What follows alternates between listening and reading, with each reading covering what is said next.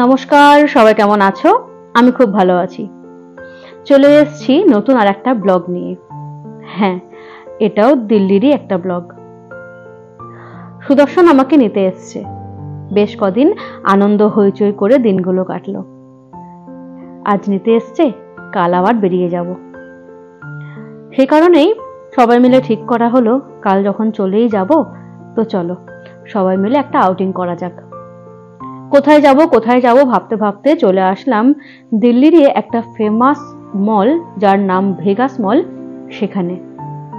সেখানে আসার পর হকচকিয়ে গেছি চারিদিকটা এত সুন্দর সাজানো গোছানো দেখে। সত্যি এই মলটার নাম অনেকবার শুনেছি পিঙ্কির মুখে, বলছিল খুব ভালো। আসার পরে সত্যিই দেখলাম যে সত্যিই মলটা অভাবনীয় সুন্দর সাজানো গোছানো।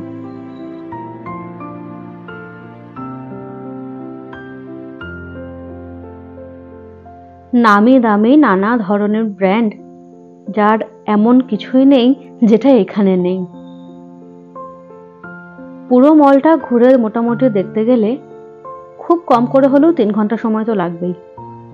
অতটা সময় যদিও ছিল না, সেই কারণেই একটু হালকার ওপরেই চারিদিকটা ঘুরে ঘুরে দেখলাম।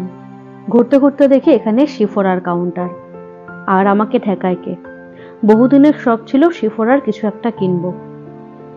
আর এখানে শিফরার কাউন্টার দেখে আমি আর থাকতে না পেরে শিফরার একটা কম্প্যাক্ট নিলাম।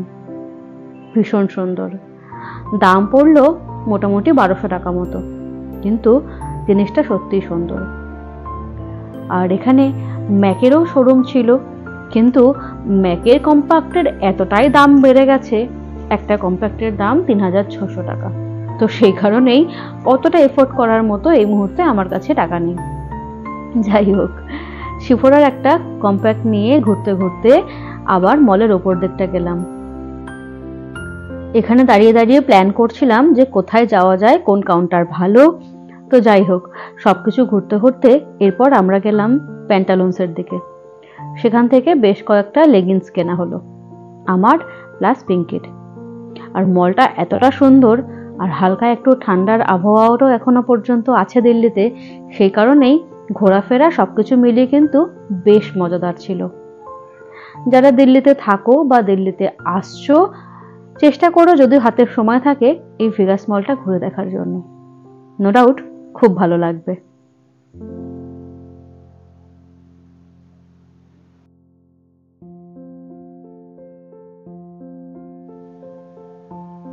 নিউ ইয়ারের জন্য এত সুন্দর করে সাজানো গোছানো ছিল। নিউ ইয়ারের সেলিব্রেশনটাও এখানে নাকি খুব বড় করে হয়েছে। সেই সময়টা যদিও আসতে পারেনি, যাই হোক কিভাবে সাজানো ছিল সেটা অন্তত দেখা গেল। আর ওদিকে মিঠি এখানে এসে একটু খোলা জায়গা পেয়ে চারিদিক একা একাই ঘুরে ঘুরে আনন্দ করে কাটাচ্ছে। তো চলো আজকের ব্লগটা এখানে তাহলে শেষ করছি। দেখা হচ্ছে আবার আর একটা ব্লগে। ততক্ষণ সবাই খুব ভালো থেকো, সুস্থ থেকো, নিজের এবং পরিবারের খেয়াল রেখো। আর যদি আমার চ্যানেলটা ভালো লেগে থাকে একটা লাইক করো।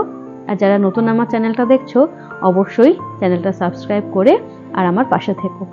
ওদিকে মিঠি রানী এসকালেটারে ওঠাও প্র্যাকটিস করছে। তো চলো আজকের মতো চলি, টাটা।